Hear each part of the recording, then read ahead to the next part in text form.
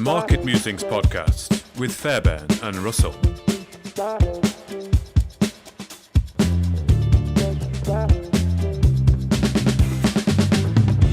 Welcome back to the Market Musings podcast, where today we are talking to Charlie the Geo, and we're going to be focusing on Canada and particularly some of the projects that Panther Metals has out there. So, hello Charlie, how are you doing? Very good, thanks. And yourself? Yes, doing good. Everything good in the UK with you? Yes, I'm sitting in a rather rainy office in London, looking out over there's the Elizabethan line being developed at the moment. So, yeah, nice. Oh, a new tube line. Oh, how fun. And Kenny, what's it like with you? It's a bit of a blizzard at the moment up in Scotland, but unfortunately it's not mine. But it's pretty miserable up here. A lot of snow in Scotland, but just got on with it. That's the way it is. Just got to go on with the work. But it's good to have you back on, Charlie. I think it's been a few months since we last spoke. I'm trying to think. It was probably as well before Christmas anyway. Yeah, no, we've had quite a busy time here at SI. So everyone's been keeping me busy. So we're going to talk about Panther Metals. Obviously, Panther is completely a gold-focused explorer in Canada and Australia. Now, we'll leave Australia for another day. Today, we're just going to focus on Canada and in particular Ontario and the sort of Schreiber Hemlock Greenstone Belt, which is a massive area in Ontario. So what can you tell us about this Greenstone Belt? What's so critical about this belt, Charlie? Well, it sits along, basically you've got a number of plates crashing together, and as a result, it's creating a number of geological events, which has just made it incredibly mineral rich, mineral endowed, from some volcanic massive sulfides, which would have appeared as plates pulled apart and kind of black smokers forming at the bottom of the seabeds, to later stages where thick layers of magma kind of intruded into the rock, and as a result of associations with sulfide-rich sediments created nickel, copper, PGE deposits across the area. And then you also then have, when this whole system is buried even further, these shear zones which create orogenic gold-forming conditions. And as a result, it's just become this incredible hotspot. We were just talking before starting this podcast. When you do look at a map of Ontario, it's dotted with existing mines, old mines, new projects. Everything's constantly kind of there's new discoveries being made across this whole place, and it's quite incredible. Maybe it's just Canada being so large. I don't know, but it is quite a incredibly mineral area. Yeah, there's quite a lot of the old mines that have been shut down maybe 20, 30 years ago because they were uneconomical are now getting picked up again. There was one that caught my eye the other day. It was, I think it's Crops Inc., which is a TSX listed company, and they're bringing a zinc mine back to life. So there's plenty of activity in the area. And there's also the concept of new metallurgical processing coming in, which has suddenly enabled a lot of these complex processing ore bodies to be extracted. Yeah, and there's such a wide variety of commodities as well. I mean, obviously, you look at Victoria, it's probably 95% gold focused in that area of Australia. But you look at Ontario, and you've got gold, you've got silver, you've got lead, you've got zinc, you've got nickel, you've got PGMs, you've got copper. I mean, there's probably rare earths in the mix as well. I mean, there's just an absolute, as you say, it's just totally mineralised with just about probably every commodity that the battery metal industry needs going forward. That's probably why there's such a massive interest in the area, over and above the gold. Mm. And certainly, again, it's a safe jurisdiction as well. Yeah. So I think that's also going to be a key driver in moving forward, as what as it seems to be countries become more and more nationalized, being able to have self-sustaining sources of raw materials is going to become key. So I guess for Canada and hopefully the UK can benefit as well from that, I guess. But yeah. And what I didn't really appreciate as well, when you think about Ontario, and obviously it's out in the wilderness, or the access will be terrible, blah blah blah. But it's not, because there's so much forestry going on in these areas that the road networks are actually tremendous. So most of the projects that you see in the area, they've got fantastic access. So it's not that wilderness that maybe people have got misconceptions of. It's very accessible. There's infrastructure there. The people are highly skilled. The government, or is it states in Canada? I don't know. What is in Ontario? What do they class? States in Australia. I don't know what it is in Canada. Mark, do you know? You're quite intelligent that way. Say what? The states? I don't know what you mean. Is it states in Canada? I don't know. Oh, states. Oh, I like provinces. Oh, I think it's provinces. They call it provinces. Yeah, I knew you would help me out. Right. Yeah. So I mean, all the provinces in Canada are very mining friendly. So it's, as you say, Charlie, it's a great jurisdiction to be operating in. So I've waffled enough. So let's go on to Panther Metals in Canada. So they've got two main sort of project areas, basically the Big Bear project and Dotted Lake. I think we're going to start with Dotted Lake, Charlie. Yes, certainly. And in particular, Dotted Lake's quite an interesting little project, because not only have we got these quite incredible gold grab samples, historic ones, as well as ones taken by the team. So I've just noted some of these from historic channel samples of 9 grams a ton and 23 grams a ton. We know that this area is mineralized, and the team have identified a shear zone which they're looking to target running through their property. But what's quite interesting as well is that the actual mineralization of which the structure that is looking to be tested is within a unit which is well known, a long strike from that, to host some quite considerable and exciting nickel, copper, PGE projects of their own. Just because in geology, I guess a key factor that should be kept in mind is that when you have one weakness in the rock, it's most likely that same weakness will be repeatedly used over the generations, the geological evolution of that area. And as a result, you can get overprinting and associations of the same structures with different mineral deposits. And this is something that Panther is starting to play with. They've got gold mineralization that indicates it's associated with the shear zone. But what about some of these magmatic sulfide ore bodies that would have also been using that same weakness within the rock during a different geological event?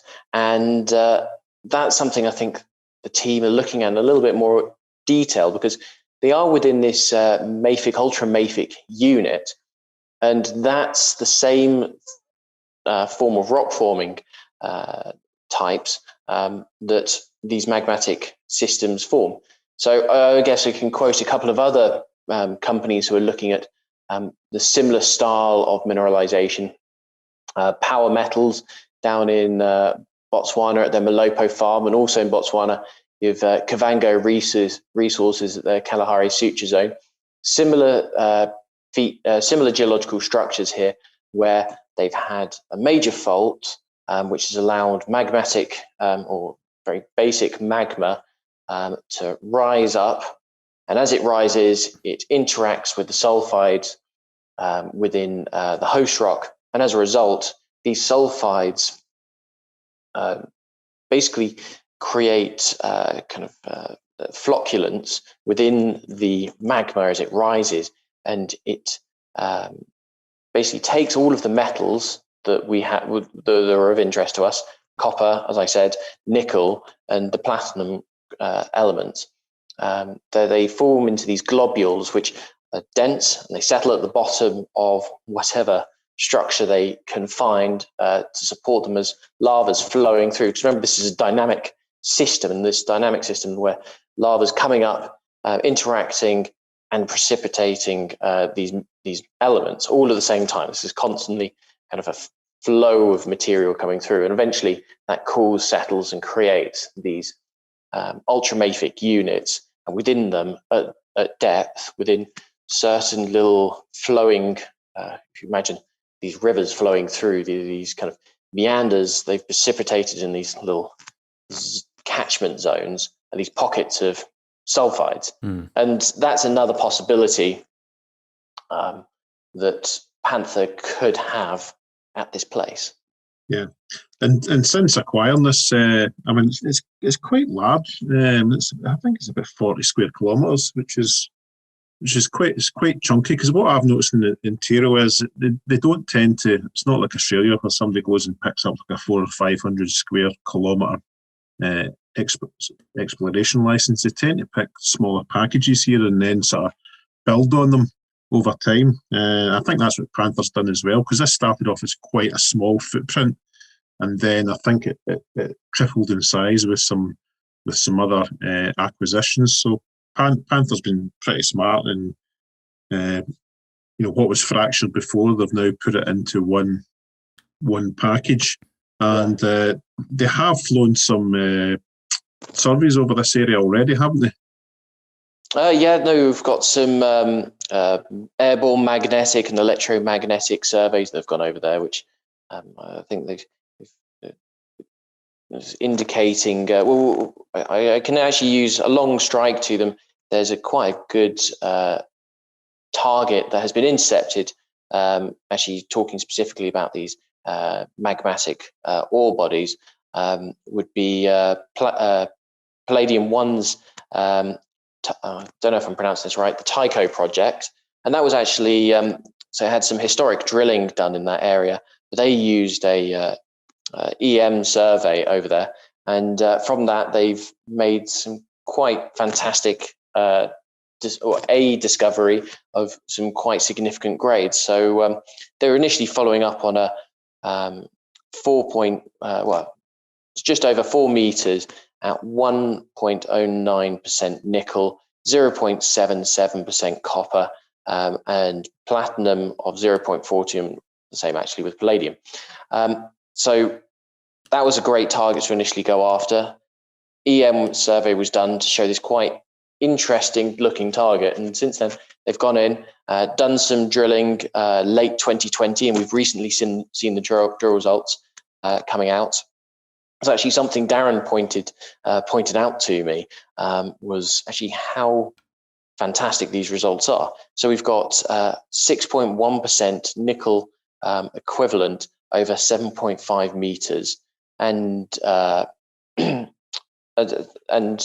that's relatively shallow at 5.3 meters downhole. We have that it's at surface. This is sulfide, the nickel ore body at surface, and it does. When you look at the cross sections, Palladium 1 have put on their website some great cross sections of the ore body, and you can see it initially steeply dips, and then it seems to kind of plateau out to a more shallower subvertical kind of sloping ore body, which they're continuing to drill out, and that could be open pittable, and that sits within the same structure as what the dotted lake area as well. Yeah, and they've got multiple targets. I mean, that's not just the only target they've got on their prospect. I mean, I think we should just point out that Palladium-1 probably sits about, I'm going to guess, probably about 10 kilometres to the east of Panther Metals Dotted Lake property. Mm-hmm.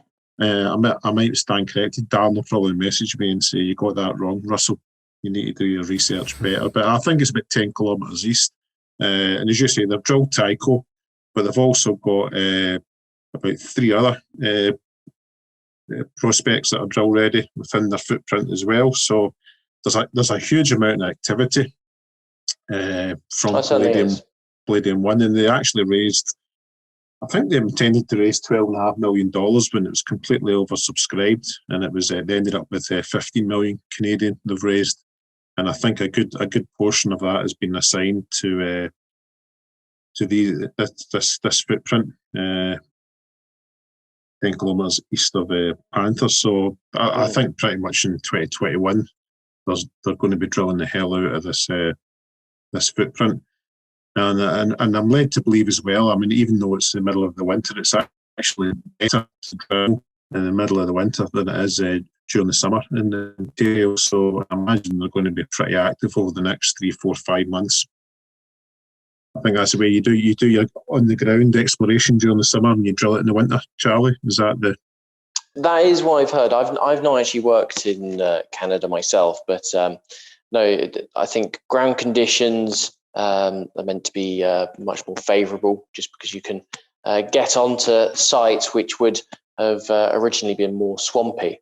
And I've certainly had my own experience of trying to drill on swampy ground, and that can be a challenge to move the rigs. If you imagine how large these things can be, and sitting or moving it across bogland, even if the ground you're going to be drilling on is firm, you've got to be moving across these swampy areas. So I know certainly from friends who've worked in Finland, who've being on the snow, going across what would have been swampland and marshes, it's a lot easier logistically. So we should be seeing a lot more from that. But I think if people did look at Palladium-1, there's something that should be noted is their main asset is in Finland, actually. Another palladium-rich ore body, shallow, very large, open, pittable, but low-grade ore body.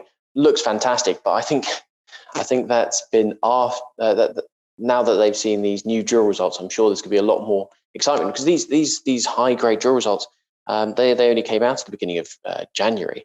Yeah. So I'm going to be quite, and then the recent fundraising, I think that's an indication that they're suddenly going to be looking back at this area and thinking how exciting it actually is. Yeah, 100%. So what's the next move for Panther then with their Dotted Lake prospect? I mean, they've flown the surveys, they've got their targets. Are they going to hit the ground running with some drilling, or do you think they'll go back in the ground first, do a bit more boots in the ground stuff? I believe that there's going to be is for Darren and the team, of course, to the side, but certainly some drilling, looking for structure, and understanding the geology in more detail would be the thing I would be looking to do. The ore body, or the ore bodies that may be there, they're going to have, you're going to have to understand that you can only, investors need to understand that you can only progress a target or de-risk a target from surface so much, and then you've got to take the risk and actually drill something. And even if that isn't, I would actually take Greatland Gold, for example, in the Scallywag project as a good example. They can de-risk that to a certain extent, and then you've got to drill it. And once you've drilled it, it doesn't have to be a hit. It just needs to tell you what's the geology doing at depth, whether that's structural information, lithological information, and if possible, alteration, because alteration, as these fluids move up through the rock, remember though the gold or the nickel is associated in one small patch, the fluids associated with that system are quite extensive, and they will spread out throughout the rock. And looking at little slight geochemical or trace element geochemistry, you can start to indicate, and it kind of points a direction of where to start looking. Mm-hmm. So for Greatland Gold, they had some tiddly copper and gold intercepts, which actually are really exciting. They're really interesting kind of bits of evidence to take forward to your next study to progress the target. And I think that's something that Panther now is going to be looking at this system and kind of going, okay, we can understand this to an extent. If we get some holes in this, understand the system. And so I'm kind of, I guess, to some extent, sitting on the fence here. If they drill, they may not necessarily hit the mother lode straight off, but I can tell you for certain that the geologist will be looking at that and saying, okay, now we know exactly where to be going. And that's something I'm really, really excited about. Okay. Yeah, definitely. And in the area in general, I mean, out with Palladium 1, I mean, there's just so much activity. I mean, you actually look at the Panther presentation. I mean, the Hemlo mine's only 18 kilometres south. And in between that, I think you have Hemlo Explorers, and I think they are doing 20,000 metres of drilling as we speak. So Panther's in this great position that they've got Palladium 1 to the east of them, drilling the hell out of that property. And they've got Hemlo Explorers, I'm sure they're only like a kilometre south of the Dotted Lake footprint. They're drilling the hell out of that. So they could actually sit and really do nothing and just watch what's going on. I know they won't, but it's a great position to be in. There's so much activity around about them. Yeah. Every discovery just increases the value of your property. Well, I think also sorry to jump in, but I think also one thing that Panther is able to do by looking at these other exploration companies, what they're doing at the moment, is work out what works and what doesn't work. What was value for money in de-risking a project? Yeah. And certain exploration techniques might work particularly well. Like as I would indicate that being that Palladium 1, their EM survey has defined out quite a nice resource for them. That would actually be a good targeting method to do. Whereas maybe IP, maybe these ore bodies aren't associated. Or let's take the gold; it might be more free gold than refractory gold, and therefore less sulfides in the system. And an IP survey might not be able to indicate the main parts of the system in that way, or maybe it does.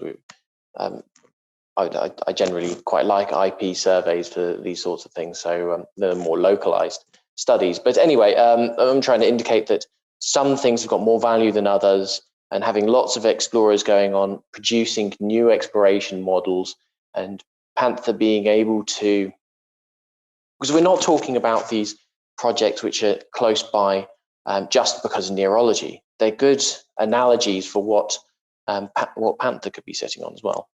Yeah, definitely. And just a small point to finish in Dotted Lake as well. Obviously, we've now got another UK company with an interest in the area. Pearl Metals in the last couple of weeks has picked up a package of land that just sits right between Dotted Lake and Palladium 1. So it's obviously it's good for Panther that Pearl Metals are in the area as well. And knowing Paul Johnson, he won't be hanging about there. He won't be sitting waiting to see what others are doing. He'll be on the ground as soon as possible. So yeah, no, it's definitely it's a great area to be in, and Panther have done well to build up that nice footprint there. Anything else to add, Charlie, before we move on to Big Bear? No, I guess there's only one other project that I'd possibly draw people's attention to, and that's a much later stage project called Generation Mining, also within that area.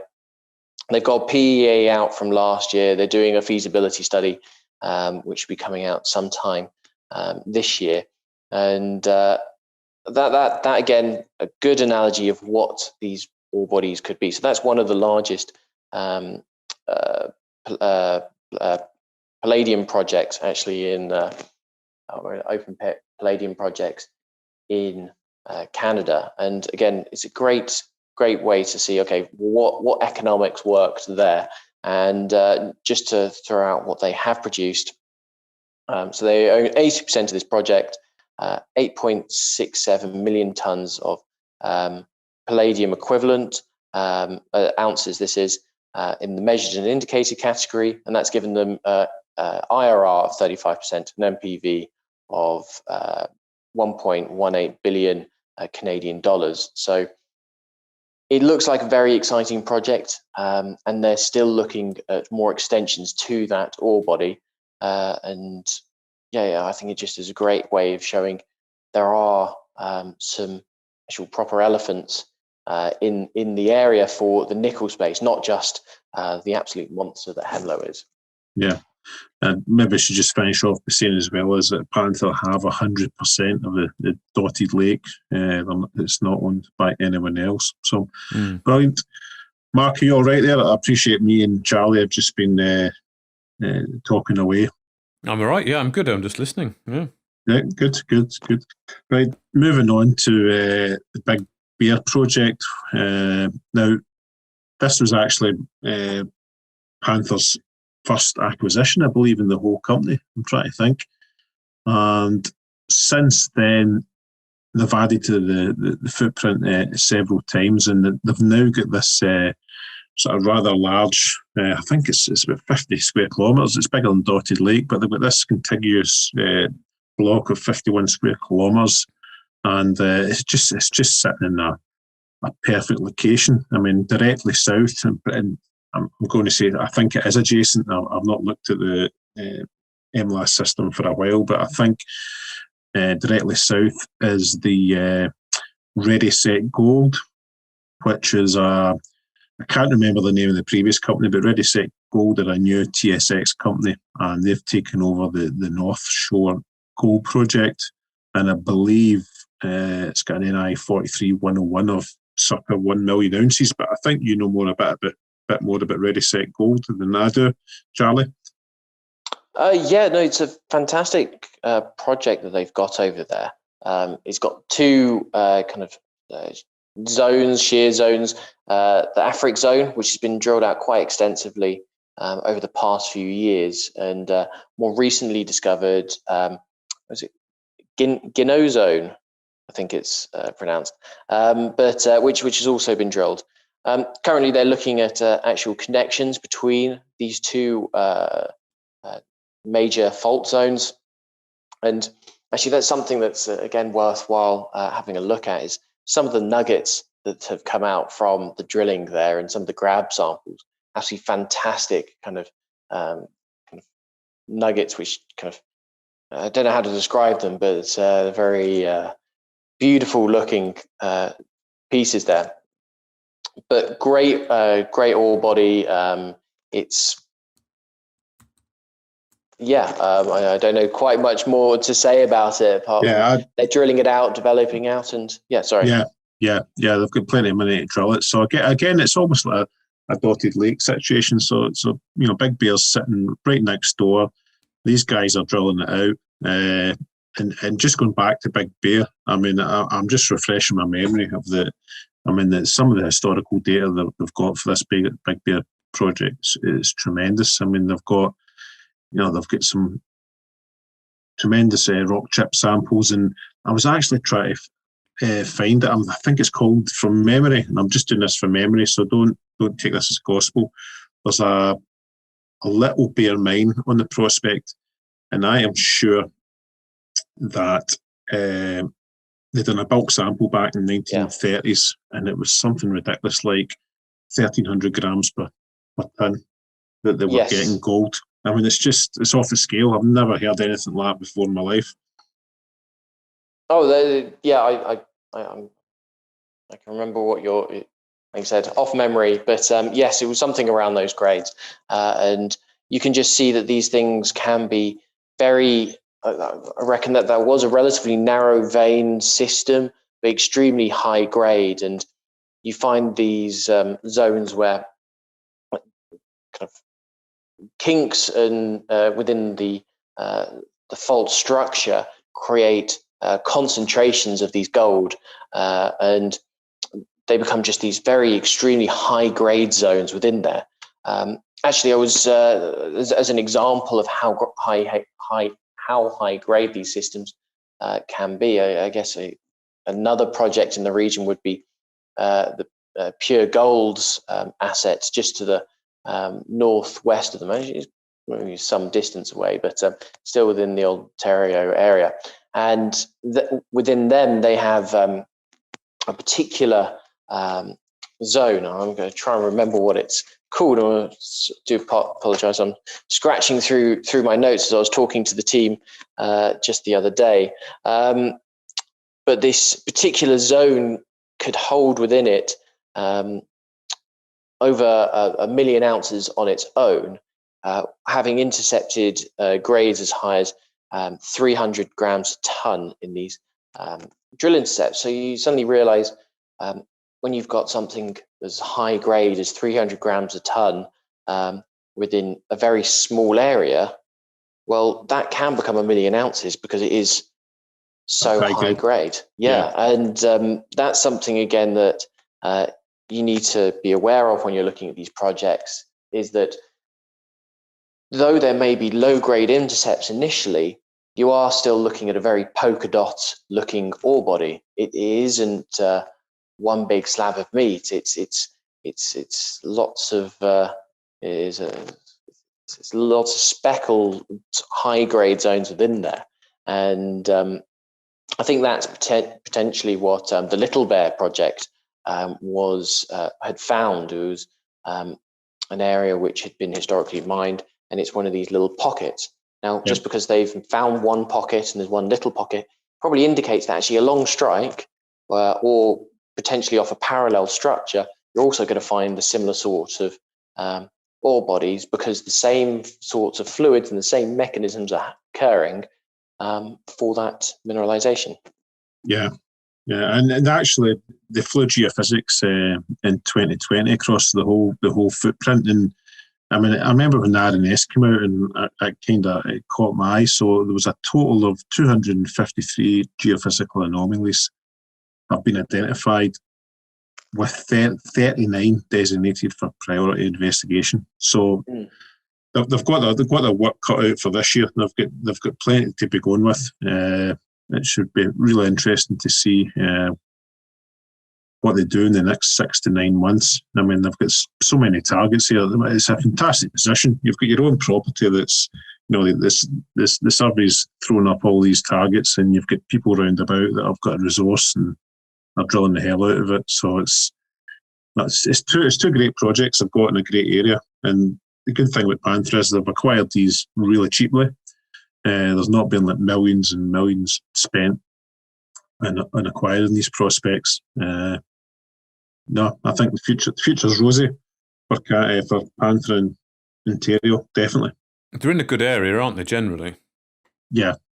Very mineral 100%, rich. yeah. Now, and then there's so many producing mines in the area, and the general Hemlo area, that the infrastructure's there, the skill sets, the people, the geologists, everything's there, ready.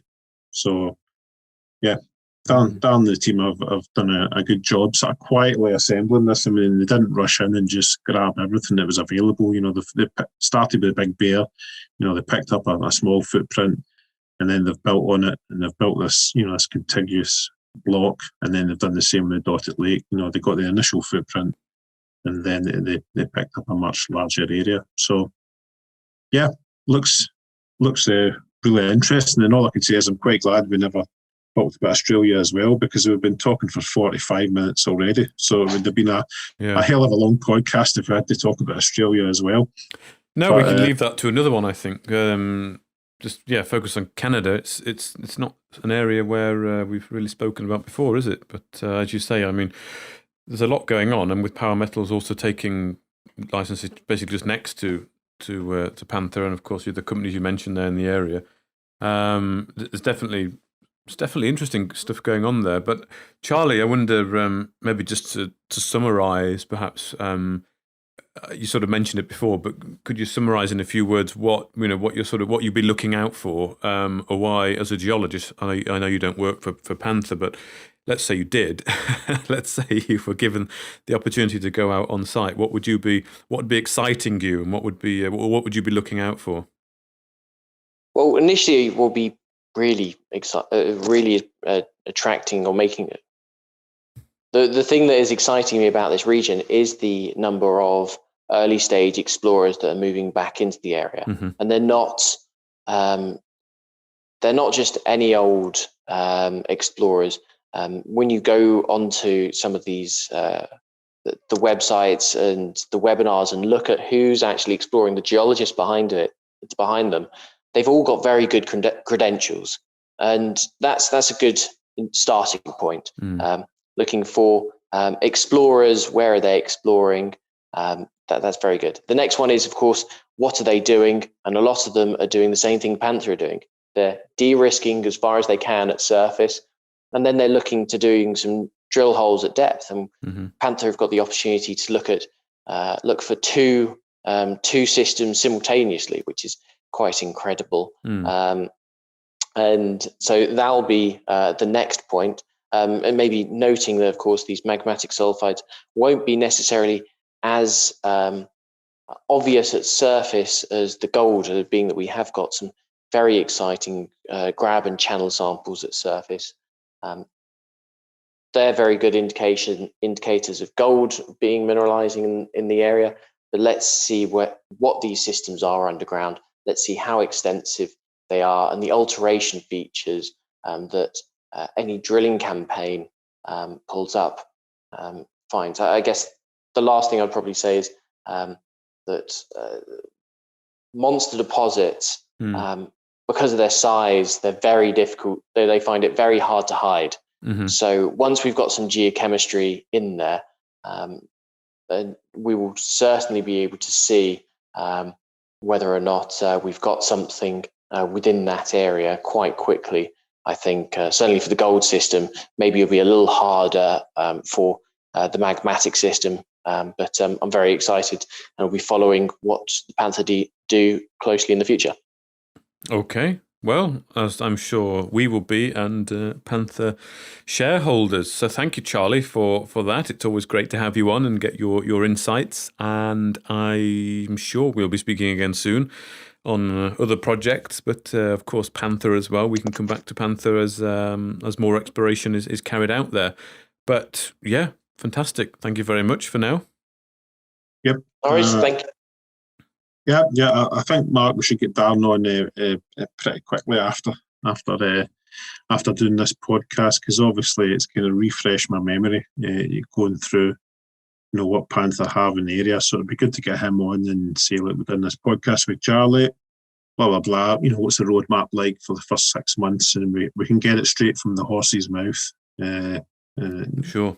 I'm sure he'll be able to give us a rough outline of what the plans is for both the prospects, but it'll probably be evolving all the time because of all the activity that's going on round about them. So yeah, it's a great position for them to be in. So, but yeah, thanks, Charlie, for coming on. Always appreciate your insight, and yeah, enjoyed that. It was really good. That's okay. Well, thanks for having me on, and yeah, I'm really looking forward to Panther. How they progress. It's such an exciting area. Cool. Perfect. Great. All right, good stuff. Thanks, right, then. we'll let you go on with your day, Charlie, and we'll catch up with you again soon. No worries. Yes. Thank you. Bye-bye. Bye. Cheers. Bye. Thank you for listening to another podcast from Market Musings with Fairbairn and Russell. Tune in next time.